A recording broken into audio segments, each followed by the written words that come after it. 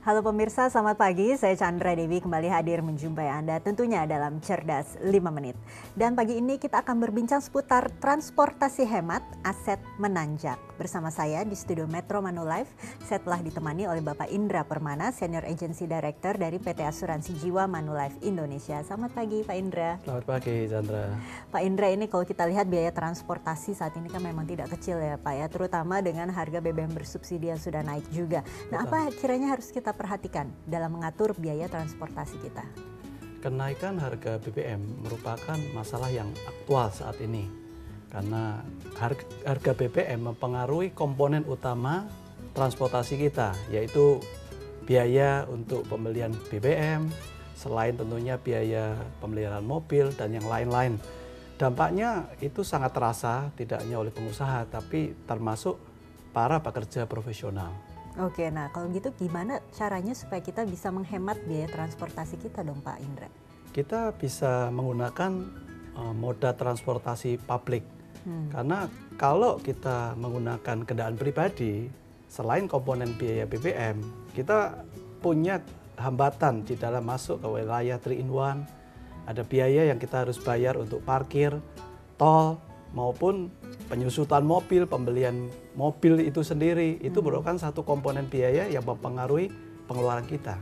Oke, tapi bagaimana dengan mereka yang barangkali agak cukup sulit untuk mendapatkan kendaraan umum, atau paling tidak memang ada pun kendaraan umum tapi tidak nyaman untuk dinaiki, bagaimana solusinya? Ya, jadi mungkin kalau kita sudah memilih untuk menggunakan kendaraan umum, kita harus siap. Misalnya harus siap berangkat lebih pagi. Kita harus tahu misalnya rute-rute kendaraan yang kita udah pilih, halte mana yang kita akan pilih dan terdekat dengan tempat kita bekerja maupun tempat kita tinggal. Itu menjadi satu hal yang perlu kita perhatikan. Oke, tapi sebetulnya manfaat apa sih yang dapat kita peroleh jika kita sudah menghemat transportasi? Sebaiknya kemudian biaya yang sebelumnya untuk kita transportasi pribadi pasti ada sisanya ya, dan kita memilih transportasi umum. Lalu harus kita apakan sebaiknya? Ya, di tengah situasi saat ini kita perlu cerdas finansial, dalam arti kalau misalnya di dalam kehidupan sehari-hari pengeluaran kita udah nggak bisa kita bendung lagi, salah satunya adalah alternatif menggunakan transportasi umum seperti ini. Karena dengan kita bisa memakai transportasi umum, makanya kita bisa hemat sebagian dari pengeluaran kita, dan pengeluaran yang mestinya itu menjadi pengeluaran itu bahkan bisa menjadi aset kita. Nah, tentunya kalau kita lihat aset yang ada itu kita bisa kembangkan untuk sesuatu yang lebih berharga di masa yang akan datang. Oke, aset yang barangkali Pak Indra bisa sarankan bagi pemirsa di rumah seperti apa ya? Ya, jadi berbicara mengenai investasi, tentunya kita memaksimalkan aset yang kita udah miliki. Nah, berbicara mengenai investasi adalah berbicara bagaimana hasil pengembangan yang bisa mengalahkan inflasi. Kalau kita melihat inflasi kendaraan umum saat ini rata-rata 8% setiap tahun. Kalau saya mau memaksimalkan aset yang sudah dimiliki, maka kita perlu memilih investasi yang bisa memberikan imbal hasil yang lebih tinggi dari inflasi yang ada.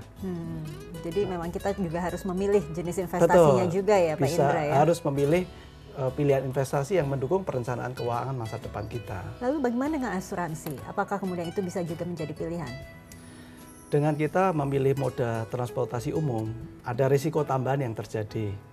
Karena kita bertemu dengan banyak orang dan risiko yang lebih daripada kalau kita misalnya menggunakan kendaraan pribadi. Tetapi hal itu bisa kita siasati dengan risiko tambahan, kita cover terhadap risiko asuransi kecelakaan, asuransi rumah sakit maupun asuransi jiwanya. Oke, jadi itu bisa menjadi pilihan juga ya untuk memiliki asuransi. Jadi dari biaya transportasi pribadi yang kita alihkan menjadi transportasi umum, begitu ya Pak Indra ya. Oke, baik Pak Indra Permana, terima kasih atas kehadiran dan informasi yang telah diberikan bagi kami ya. Terima kasih Pak. Dan pemirsa, demikianlah Cerdas 5 Menit, Cerdas Finansial untuk episode kali ini. Saya Chandra Dewi, terima kasih, sampai jumpa. Dipersembahkan oleh